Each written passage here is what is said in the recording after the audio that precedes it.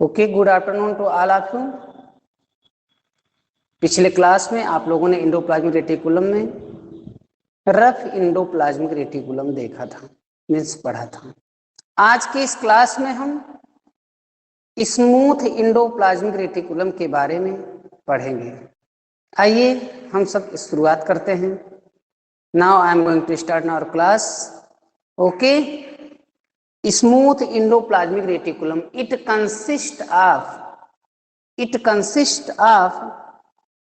Consist mainly, जो यह consist करता है मुख्यतया, it consist mainly of tubes and vesicles. Okay, right now it consists mainly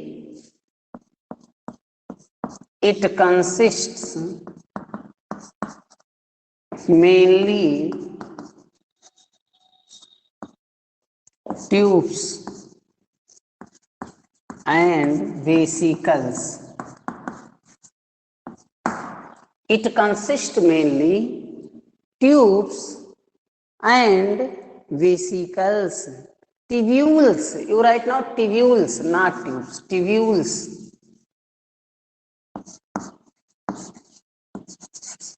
Tubules and vesicles, tubules and vesicles. It is free ribosomes. It is free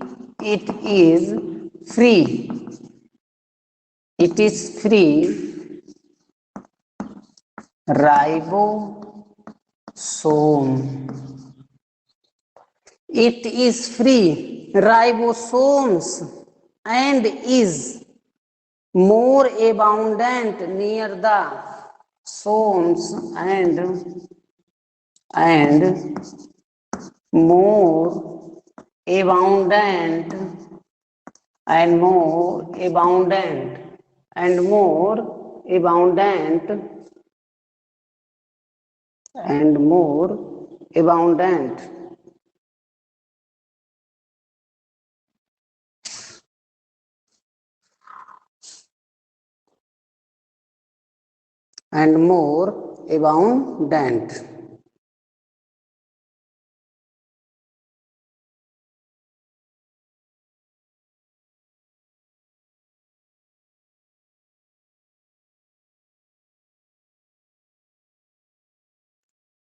more abundant means it consists mainly tubules and vesicles. It is free ribosomes and more abundant near the peripheral part of the cytoplasm. Near the peripheral,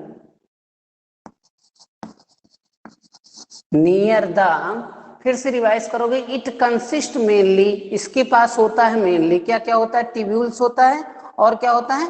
vesicles होता है। It is free, यह free होता है ribosomes, and is more abundant near the peripheral part of the cytoplasm. Peripheral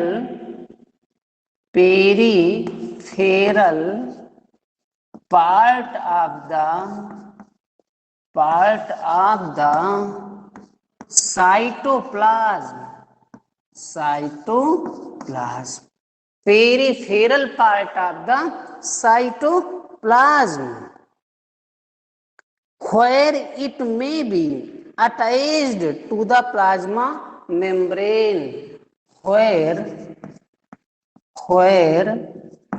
it may be attached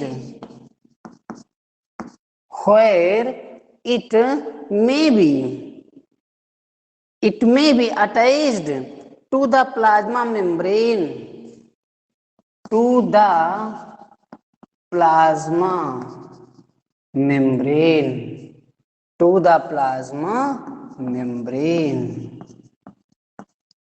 the plasma membrane. Okay,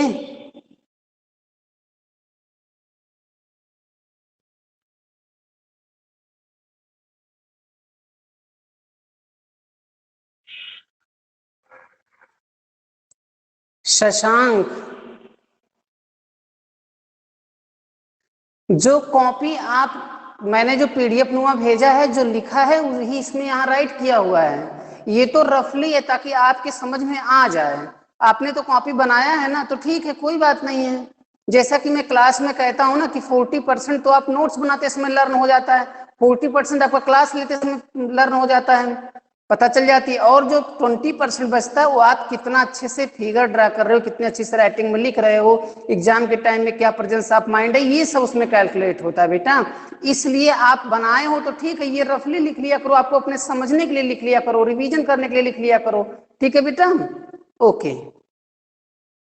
यही है ये। It consist mainly tubules and vesicles. It is free ribosomes and is more abundant near the more abundant near the peripheral part of the cytoplasm, where it may be attached to the plasma membrane.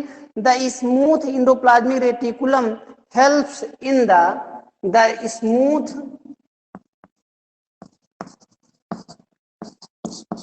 endoplasmic reticulum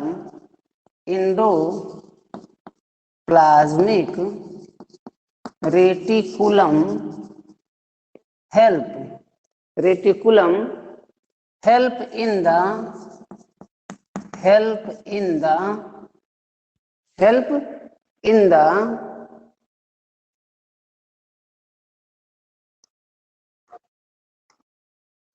help in the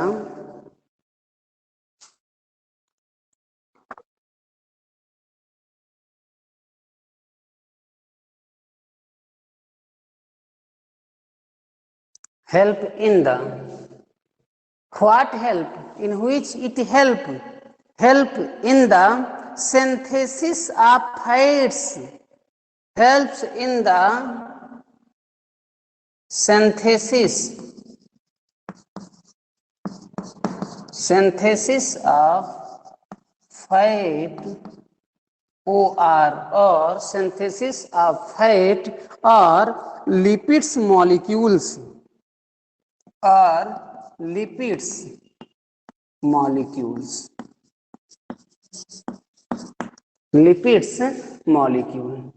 ठीक है।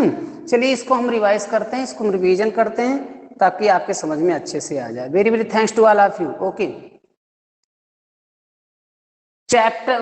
Class 9th chapter 5 fundamental unit of life, smooth endoplasmic reticulum. This heading is I am reading at this time, I am teaching at this time. It consists mainly tubules and vesicles. tubules और vesicles में mainly ये क्या होता है, consist होता है। ये तो क्लियर हो गया आपको। एक लाइन, पहली लाइन। दूसरी क्या है, इट इज फ्री राइबोसोम, यह एक स्वतंत्र राइबोसोम होता है, एंड इज मोर एबाउंडेंट, और ज्यादा मात्रा में near the peripheral part of cytoplasm, cytoplasm के ही पास में होता है। साइटोप्लाज्म मैंने बताया था ना कि जो लिक्विड लाइक स्ट्रक्चर होता है, जो लिक्विड होता है उसमें सेल में, साइटो में सेल और प्लाज्म में से लिक्विड होता है, उसी को साइटोप्लाज्म कहते हैं। तो वो उसी में, उसी के पास में ही रहता है, पेरिफेरल रहता है। जो आप देखोगे ना फिगर, तो आपको फिगर में दिखेगा ये, ठीक है। उसके बाद है where it may be attach, जहां ये जुड़ा होता है किससे, टू द प्लाज्मा मेम्ब्रेन, जहां ये प्लाज्मा मेम्ब्रेन से जुड़ा होता है। क्या जुड़ा होता है, स्मूथ एंडोप्लाज्मिक रेटिकुलम जुड़ा होता है। The smooth endoplasmic reticulum helps in the synthesis of fat, fat को ये सिंथेसिस करता है, और लिपिड मॉलिक्यूल को ये सिंथेसिस करता है। और आपने उसमें क्या देखा था, स्मूथ एंडोप्लाज्मिक रेटिकुलम, तो आपका चलिए ठीक है, helps in the synthesis of fats और लिपिड्स।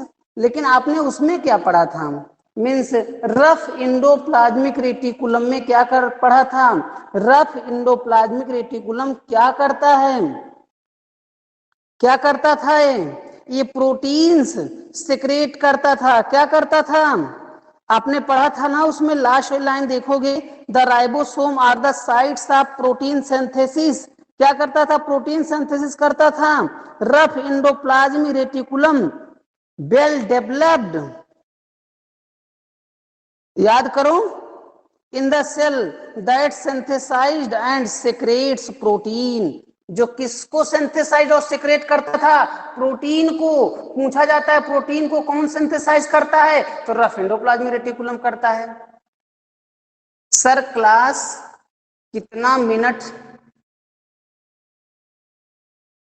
बेटा क्लास लो आप, you are taking class, okay, you are taking class at this time. Dharmveer, you concentrate more, you study well so that you can gain. Okay, come on, our topic. It consists mainly tubules and vesicles.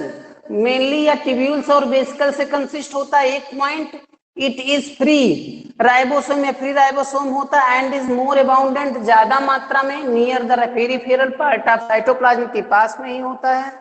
और okay, next, where it may be attached to the plasma membrane, जहां ये plasma membrane से attach रहता है। The smooth endoplasmic reticulum helps in the synthesis of fat, ये synthesis of fat करता है। Smooth endoplasmic reticulum. Rough endoplasmic क्या करता था? Protein synthesis of proteins. याद आ गया? आप क्लियर रहेगा? कोई पूछेगा बताओगे what is the function of rough endoplasmic reticulum, what is the function of smooth endoplasmic reticulum? हमें लगता है सारे बच्चे बता लेंगे। ओके, प्रोटीन सिंथेसिस का वर्क कौन करता था? सर वो तो रफ करता था। फैट का सिंथेसिस कौन करता था?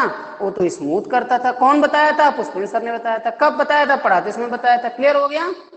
ओके, आप अच्छे से क्लियर करते रहिए, सारे फैक्ट को क्लियर होना चाहिए। नेक्स्ट आपका है, जो नेक्स्ट मैं आपको पढ़ाने चल रहा हूं, आप इसका स्क्रीनशॉट ले सकते हो। You can take screenshot.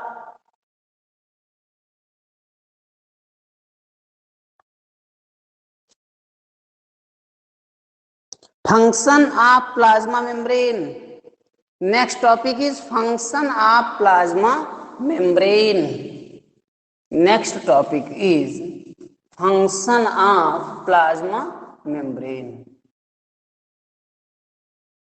Next topic is function of plasma membrane.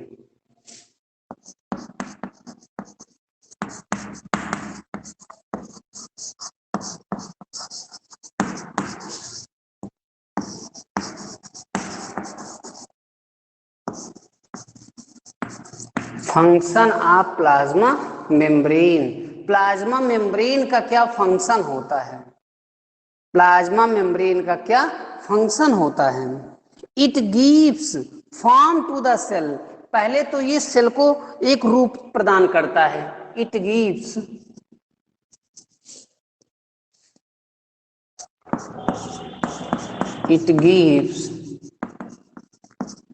Forms to the cell. पहली बात तो ये सेल को फॉर्म प्रदान करता है, एक रूप प्रदान करता है कि सेल कैसे होगी। जानते हो ना, प्लाज्मा मेम्ब्रेन के किनारे किनारे होता है सेल के, तो वही कह रहे हैं फॉर्म टू द सेल। दूसरा क्या है? It protect the cell from injury. It protect the cell, it protect, यह रक्षा करता है। प्रोटेक्ट माने रक्षा करना, द सेल माने सेल की। इट प्रोटेक्ट द सेल और फ्रॉम इंजरी। इंजरी माने कोई घायल ना कर पाए उसको, इंजरी, कोई उसको चोट ना पहुंचा पाए। ठीक है, it protect the cell from injury. बहुत साफ दिख रहा है, बहुत साफ मैं लिख रहा हूं, और मुझे लगता है सबके समझ में आ रहा होगा। अगर बायोलॉजी का मेरा क्लास लेते रहोगे तो मुझे नहीं लगता आपको कुछ याद करने की जरूरत है, सारा कुछ बहुत अच्छे से आपको याद हो रहा होगा। Okay, got it? नेक्स्ट, पहला क्या है? It gives forms to the cell. कोई पूछेगा प्लाज्मा मेम्ब्रेन का फंक्शन क्या बताओ, तो हो गया it gives forms to the cell. दूसरा, it protect the cell from injury. Injury से ये सेल की रक्षा करता है, प्रोटेक्ट करता है। थर्ड पॉइंट क्या है? It is selectively permeable membrane. it is selectively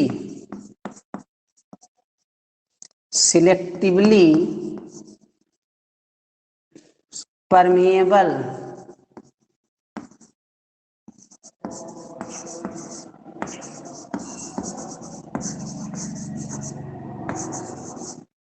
it is selectively permeable it is selectively permeable membrane permeable membrane it is selectively permeable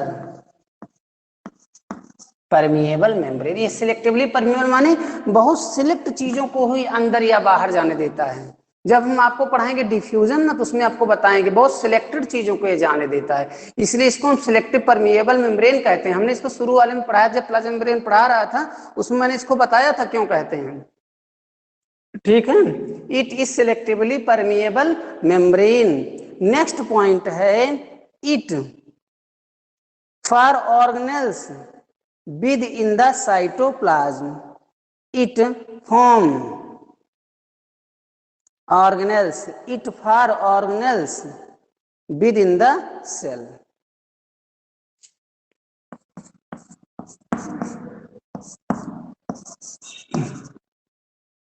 it organelles। ज्यादा पॉइंट मत लिखो, केवल 3 पॉइंट लिखा दें बहुत है। It gives forms to the cell, it protect the cell from injury, it is selectively permeable membrane. और भी है, इट कंसिस्ट ऑफ न्यूक्लियस, ये बहुत सारा है, and cytoplasm, nucleolus and cytoplasm, ये इसी के अंदर रहता ना। प्लाज्मा मेम्ब्रेन के अंदर तो सारे ऑर्गेनल्स रहते, माइटोकॉन्ड्रिया रहती, लाइसोसोम रहता है, आरएनए रहता है, उसमें तो बहुत सारा है, डीएनए रहता है, इंडोप्लाज्मिक रेटिकुलम रहता है, सारा तो प्लाज्मा मेम्ब्रेन के ही अंदर होता है।